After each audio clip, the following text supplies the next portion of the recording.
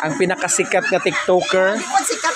Yan ang mga wow, ma'am, sige.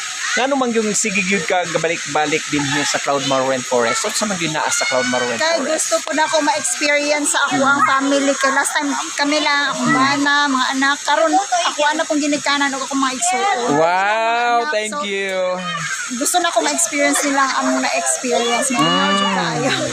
Ayan, ito si Edith Queen, siya yung pinakamaraming views sa TikTok Reels, no? Reels TikTok, no ba? Usahay. Oh, So, yeah. depende sa videos. Yan, depende. Ito, millions na po ang views niya. Million. Ayan, sikat na po ito siya. Ayan. Pahingi ng pera, ma'am. Wala pa. Pwede pa monetization for this month. Yan, ay grabe. Million ang viewers niya. And please follow sa iyahang mga Reels TikTok, Edith Queen. Edit Queen. Sa Facebook, Edit Queen Reels or Larry's Edit Queen. So, doon akong FB page. Tapos, ang TikTok, Edit Queen.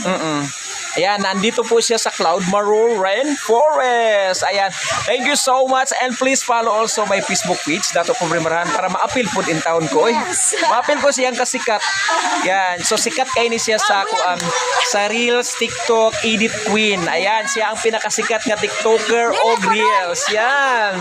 Yan, thank you so much, ma'am, sa imuhang pagbisita din sa Cloudmore Rainforest. Balik pa dyan, Bidere. Kalingaw dyan dyan sa Cloudmore. Yes, ayan, thank you so much. Kaya wala na to na experience sa unang panahon. Karon ma-experience na to only at the Cloudmore Rainforest. Ayan, thank you so much, Edith Queen.